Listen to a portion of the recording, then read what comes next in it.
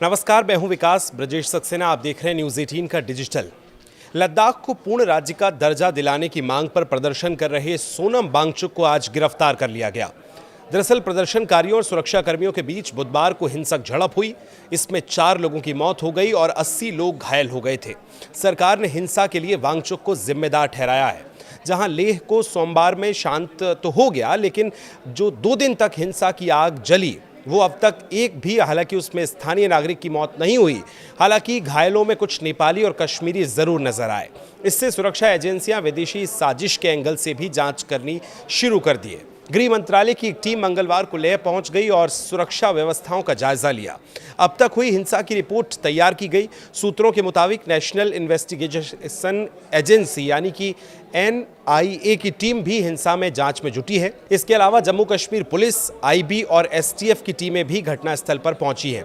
CBI भी हिंसा की जांच में जुटी हुई है और CBI ने सोनम वांगचुक की संस्था Himalayan institute of alternatives Leh यानी HIAL की बैंक डिटेल्स और फॉरेन फंडिंग के रिकॉर्ड्स को भी खंगालना शुरू कर दिया है।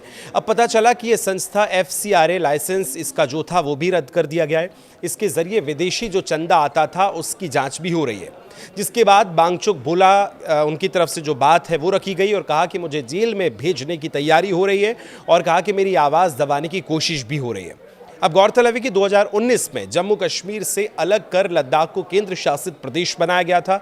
तब से यहाँ के लोग पूर्ण राज्य का दर्जा देने और 6ठी अनुसूची में शामिल करने की मांग कर रहे हैं। लद्दाख अपेक्स बॉडी यानी LAB और कारगिल डेमोक्रेटिक अलायंस यानी KDA लगातार इसको लेकर आंदोलन कर रहे हैं। प्रदर्शनकारियों की 4 जो मुख्य मांगे हैं वो आपको बताते हैं।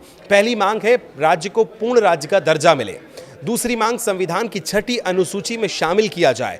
तीसरी मांग लोकसभा में 2 और राज्यसभा में 1 सीट का आरक्षण दिया जाए। और चौथी मांग हिमालयी क्षेत्रों के लिए अलग ट्राइबल मिनिस्ट्री का भी गठन किया जाए। अब वांगचुक का नया आंदोलन शुरू होने के 10 दिन बाद सोमवार को हिंसा भड़क उठी।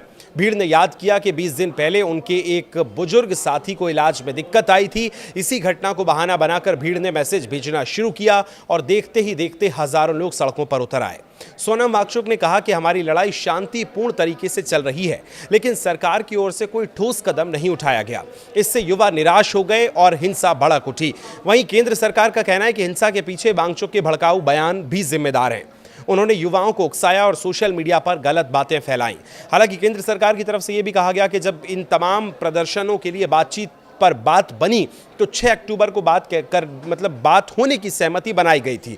लेकिन प्रदर्शनकारियों ने कहा कि यह बातचीत को और जल्दी किया जाए, लिहाजा 27 सितंबर को बात करने का फैसला तय हुआ था। लेकिन उसके ठीक 3 दिन पहले यहां हिंसा की आग भड़क उठी और लेह में किस तरह से लाठीचार्ज हुआ हमने देखा। आगजनी की गई, पत्थरबाजी की गई और लेह को किस तरह से जलाया गया। उसके बाद फिलहाल अभी अपडेट ये कि सोनम वांगचुक को गिरफ्तार कर लिया गया है। राष्ट्रीय सुरक्षा कानून के तहत उनकी गिरफ्तारी हुई है। कई सारे पहलुओं पर जांच हो रही है।